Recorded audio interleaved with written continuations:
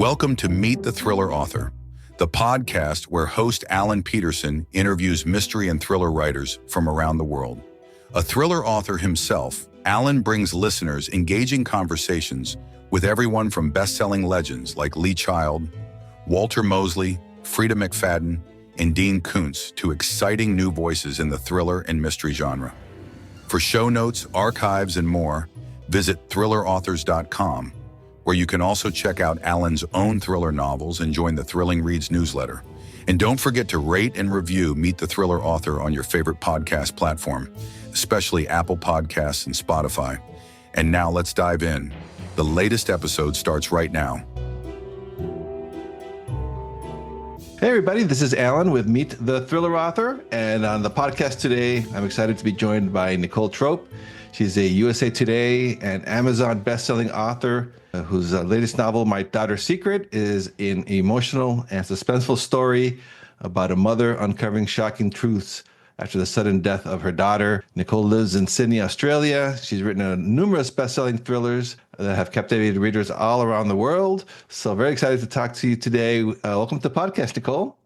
Thank you so much. Thank you for having me. Yeah, sure. Thank you. And we'll start from the beginning. You studied law. You've had different jobs. You were teaching, eventually find yourself into writing. So I'm kind of curious about that. Can you tell us a little bit about your journey and how you ended up writing thrillers? Yeah, well, I studied law. I started law and I was not good at that, which is funny because my daughter's actually a lawyer, but I think it takes a certain kind of person.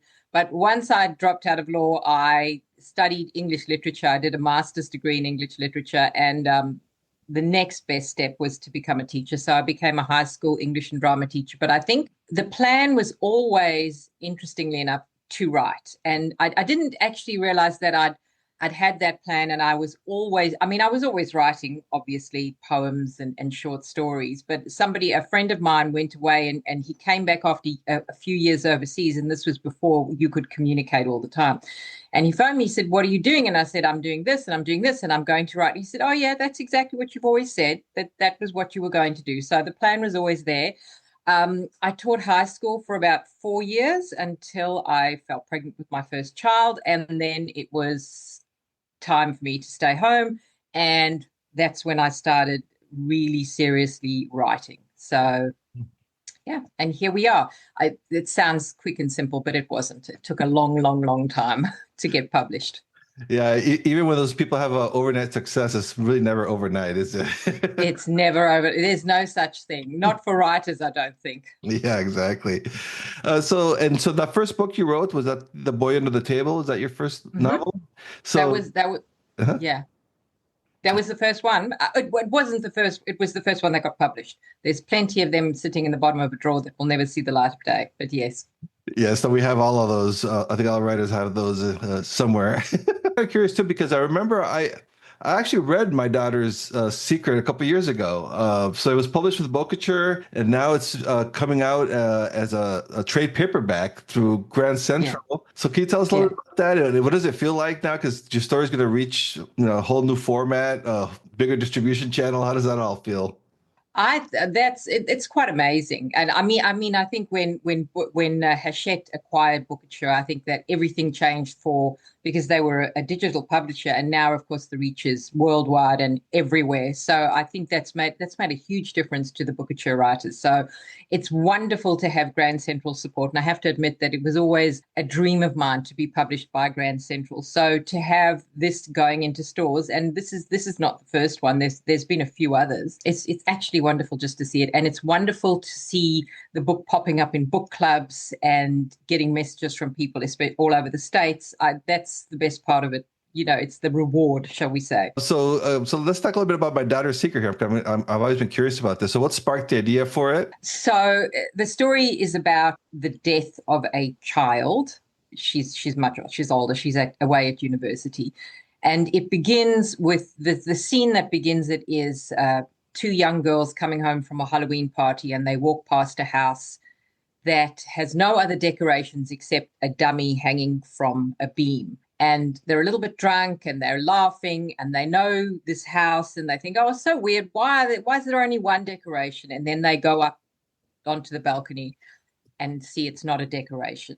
And that was the scene that actually began the book in my mind. I had a very clear idea of these two young girls, one with cat ears, walking down and laughing and giggling, and that they're so innocent in their just enjoyment. And then this terrible thing, they see this terrible thing.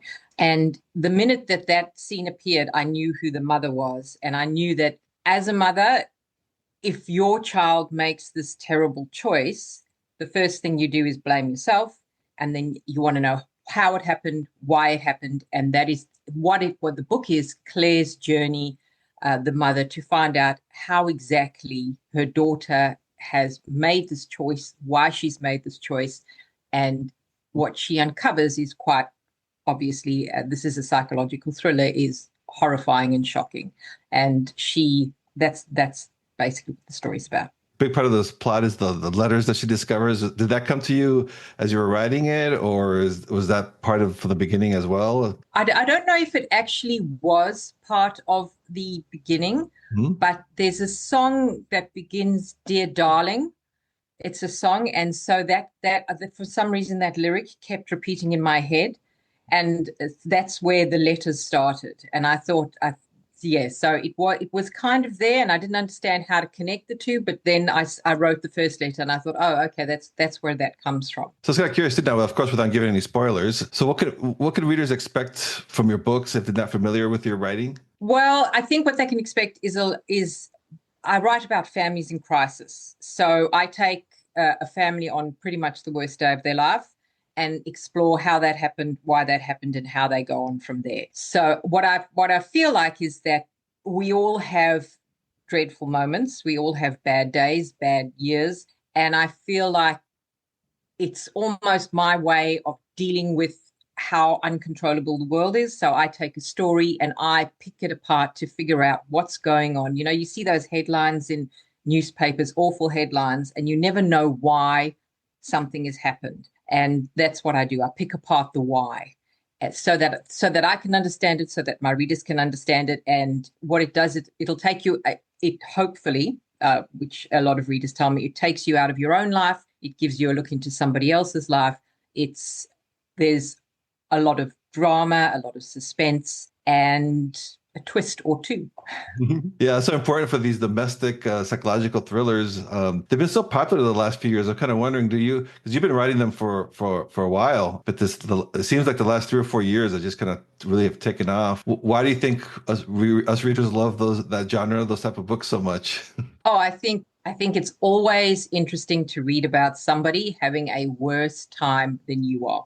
And it's just that's human nature. And it allows us to feel grateful for our own life, which I think we all need to do more often, me included. And so when you read about another family going through a terrible time, it allows you to think, okay, it happens to everybody. I'm doing okay. And yeah, it gives you a moment out of your own life. I think that psychological thrillers by their nature are incredibly fast to read and very immersive. And so that's why I think readers really like them. And the rise of digital publishing has meant that a lot more of them are very accessible to readers. Are you a fan of the genre before you started writing your own thrillers? Is that why you decided to write in those type of books? Interestingly enough, I read across a wide band. So I'll read pretty much everything. I don't know that I ever thought I'd write psychological thrillers. I knew I'd write about family in crisis, but the twists sometimes they'll surprise me. With My Daughter's Secret, I have to say that the ending, I had another ending in mind until I wrote that ending. And then I thought, oh, that's what, and I was just like, and I was a little bit worried because I thought, can I actually write this? Can I write something like this? But it just was the ending that needed to be there. So I'll read everything from detective fiction to romance to everything. I think what I start with is characters, and the characters are the people who tell the stories. So I'm not quite sure how I ended up writing these novels, but they really do speak to me. And what's your writing process like then? It sounds like, do you outline these, or do you kind of are you a discovery writer? I'm definitely a discovery writer. When I talk to my editor, she always says, well, we've got the next two books coming up. What are your ideas? And I send her an idea and a vague synopsis. And she goes, what about this? What about this? And it usually happens that I will, at some point after the novel is written, go back to the synopsis and think, well, that had nothing to do with what I've just written. I don't even understand where that came from. So I definitely am a discovery writer. And I think the minute I start planning, I lose all, it just disappears. All passion for it disappears. So I just let it happen. So I'm kind of curious too, because there is like a expectations too for the reader, and you do it so well. Is that something that you're thinking about as you're writing it? Like you're trying to build up the tension, things like that. Do you think about that? I don't think I imagine the twists before they appear. And I have noticed that there will be themes running through the novel that I won't actually pick up on myself until I read it after the first draft.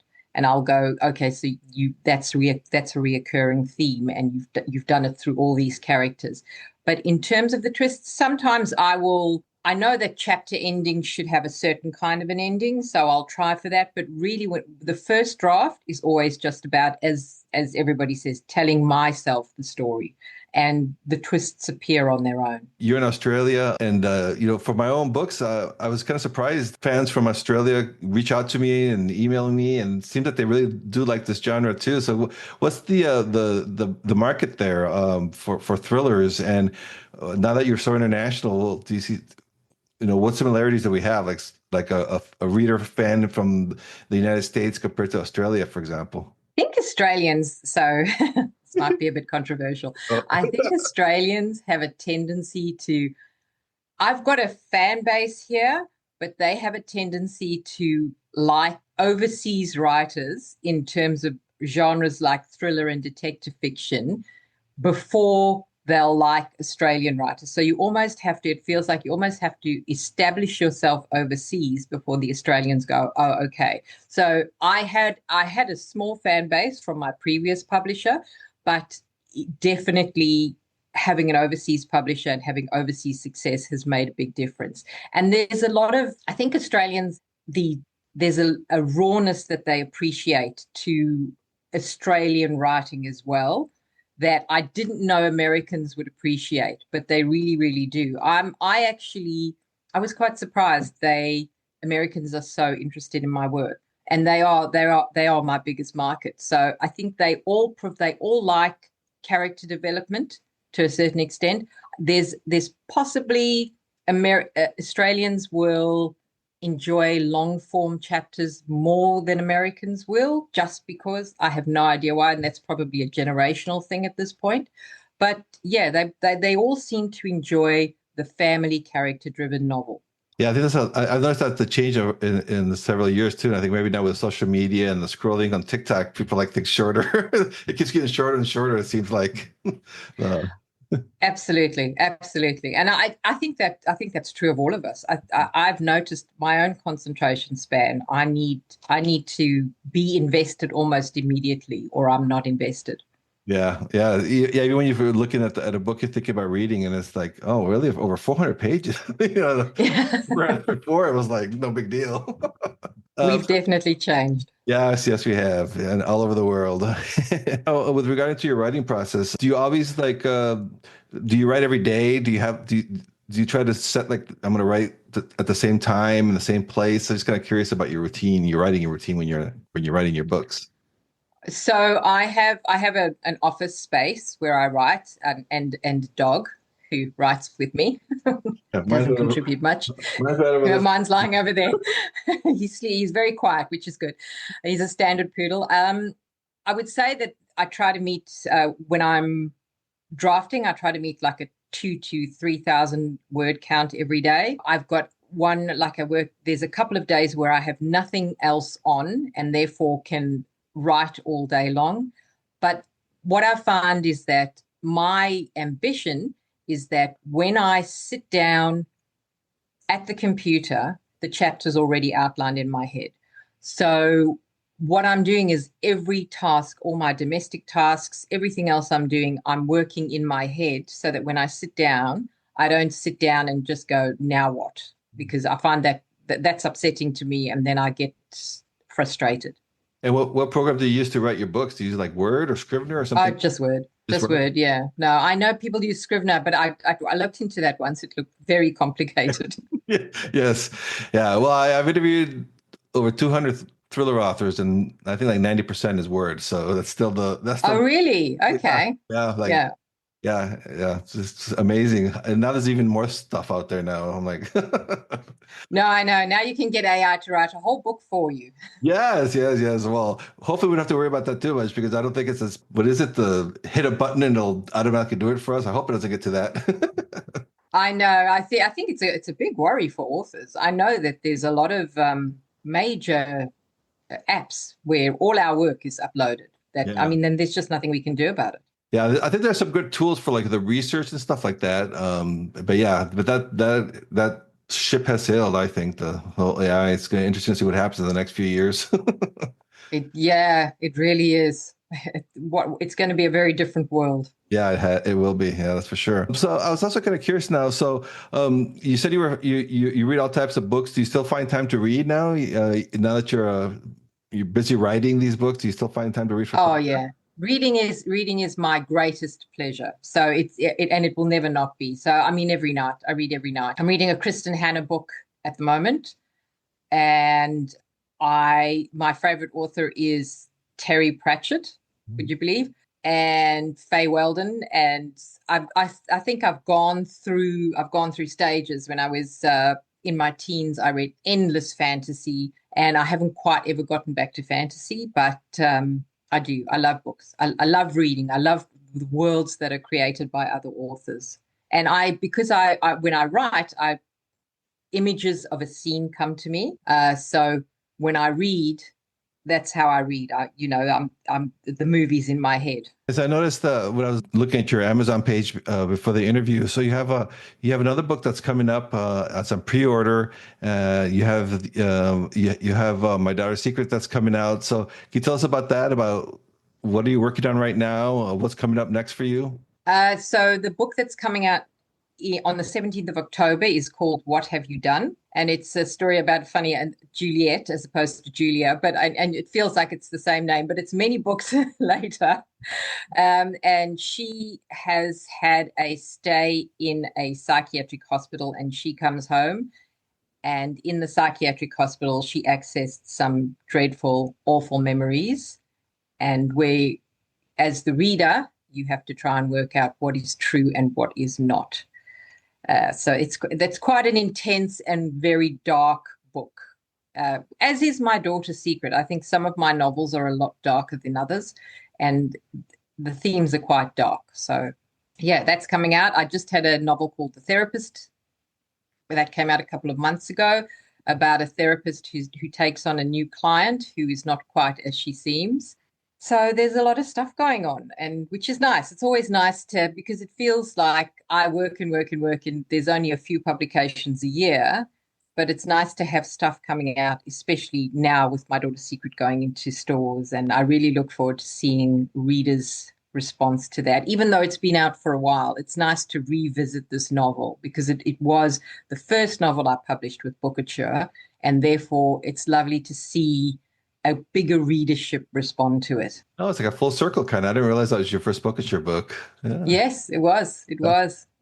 So I was kind of curious how just thought about this now. How does that work? Did you have to go back at all and like reread it or rewrite or They do. We do an edit. We do an edit specifically for the American market. Okay. So just the changing of some words, Hmm. which is never really a big deal. But I mean, Bookouture do a lot of edits before any novel comes out, so it's usually pretty ready to go. And Grand Central, they make the decision, but they read a book and make the decision that they like the work, and so it's just that American market edit, Hmm. which is great. I mean, that's easy enough to do. Yeah. Yeah, I'm a Bookish puts out some real good books, have very good authors on the roster. So yeah. They do, yeah, they do. They work very hard, and they're very discerning. And I don't think I imagined because I came from a previous publisher, and I never had this level of editing and interest and concentration from an editor. So yeah. So what are you working now? You're working on a book now that's going to come out next year. Is that how the process works? That's exactly how the process works. I'm working on a book that I'm sure it's called A Perfectly Nice Family. And it's about a woman who has, I think in America you call them an in-law suite, or in Australia we call them a granny flat. She has that on her property and she wants to make some extra money. So why not rent it out to a perfectly nice family? Say no more. Or not. Already intrigued on that one, so we're looking forward. Keep my eye on that one. Yeah. So Nicole, before I let you go, because I do have aspiring writers that listen to this podcast, and so I always ask my guests. I feel like a broken record sometimes, but people love to hear about this. Any advice for someone who wants to write thrillers that is aspiring to write a thriller? So I would say, first of all, don't worry about your first draft. It's gonna suck. I mean, I know there are people who edit as they go along, and I do that sometimes. I just can't stand spelling mistakes because that red line really bothers me. But otherwise, I just keep going. And the best advice I can give any writer is, once you have a workable first draft, like you've got it into shape and you think this is good, is take time off. Stop thinking about it. Take a week off, because when you come back, everything looks and feels different. And that's the best thing that I ever do for my work, is to take that time off, because I find if you get to the end and go, right, I'm going to start editing again right now, you miss things, you miss the sense of the book, you miss everything because it's too in your head already. So take time off before you begin your second draft, your second edit. Yep, that's good advice. And where can the listeners find you? Are you on social media? Where are you at? I am on social media. I'm on X, although there's not a lot of engagement with writers there these days. But I'm on Facebook and Instagram. And Facebook is a lot of readers send me messages over Facebook and Instagram. So I try to respond to all of those messages. I think that's very important that readers know that because if somebody is kind enough to say, I loved your book, you should be kind enough to say thank you. Yeah, that's awesome. Okay, so the My Daughter's Secret comes out September 30th. So by the time this podcast is published, it'll be there. So people go check it out. It will be there. I'm sure it's probably hitting stores right now. Yes, exactly. It's magic. All right, Nicole, thank you so much for being on the podcast. Really enjoyed talking with you. Thank you so much for having me. It was really nice to be here.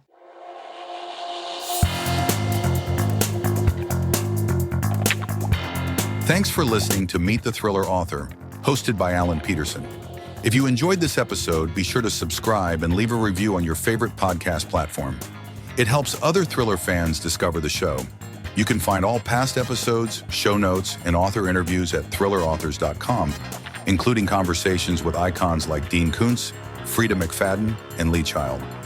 And if you're looking for your next gripping read, check out Alan's own psychological thrillers and crime fiction novels at thrillingreads.com/books. Until next time, stay safe, keep reading, and keep the thrills coming.